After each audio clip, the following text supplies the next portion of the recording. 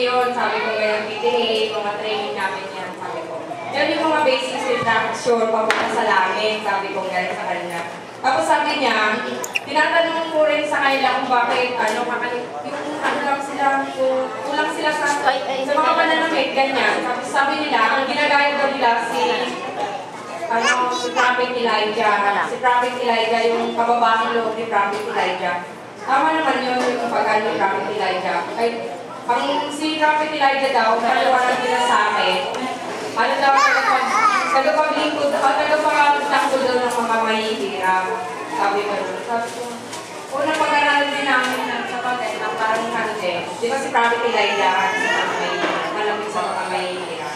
Tapos tinabi ko sa kanila na, kasi in-encourage ko talaga yung pagpapano, sikreto yung pinsan ko na umalis sa komunigasyon nila dahil, kasi parang sabi yun parang sinusuportahan ko lang sa nila diba? Kasi, Katolik.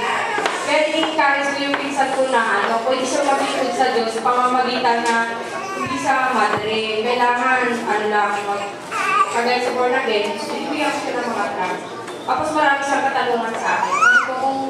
Kung nahihirapan na ako, text ka lang sa akin, tumawag ka lang. Kasi hindi kailangan maging madre tayo para tumulong sa Diyos.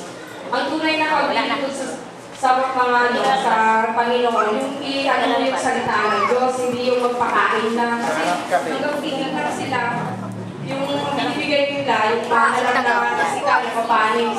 Sabi ko sa amin, ang inaano namin, nag-i-utilize din kami, pero hindi pagkain ang ginagana namin, kundi pagkain yung pinagulong. Yung word of God, kailangan i-share sila ng salita ng Diyos kasi yun hindi maaalis sa kanila.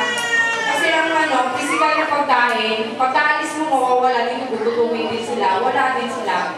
Ang kailangan i-share natin, sabi ko sa pinsan ko, ang kailangan i-share natin yung katalinuhan tungkol sa Diyos, yun ang i-share mo na hindi talaga maaagaw ka. Hindi maaagaw ng niluman. Kasi ang sinabi na doon sa kawikaan, yung ang katalinuhan daw ng